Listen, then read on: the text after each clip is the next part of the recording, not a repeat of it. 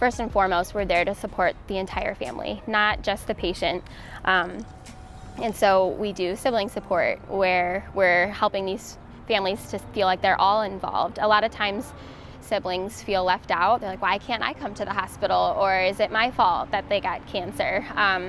We had a kiddo one time that he kicked his brother in the stomach, and he thought that it was his fault when they brought him into the ER.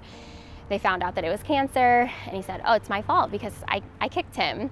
And so Child Life would work with the sibling to help them to understand, no, like, you're the superhero in this situation. You're the reason that we found this. And so making a special superhero cape together, and again, using that play to kind of reach him, but to help him to understand.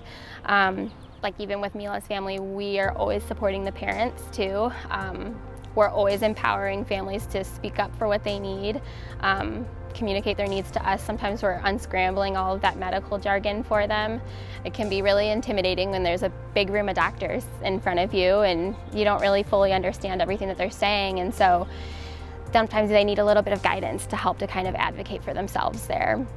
I don't go in with in mind that I'm going to tell this child that this is going to happen during this. You're always assessing, and we're always thinking of, what does the child need out of this conversation? And so if we're talking about going to surgery, they only need to know like what their jobs are up until they fall asleep. Your job is to jump onto this bed and to help them put the stickers on your chest. And those stickers are for numbers to keep you safe while you're sleeping. Sometimes that's all a kid needs.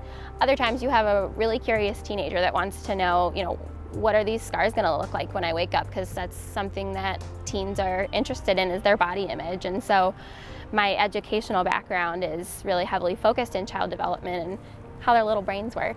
And so we're always kind of using that as a lens when we meet our families. I always feel like I've been kind of called to this, and a lot of times I will grow extremely close to the families. Sometimes you have to have really strong emotional and professional boundaries, and so making those times for myself to be upset about something. I have a 40-minute commute, and I give myself those 40 minutes when I sit in my car, and that's my time to kind of decompress, and you always have to have that really strong self-care with those kind of things. To touch on the very sad piece, that's always kind of like the elephant in the room, is like, how do you deal with the really horrible pieces to this?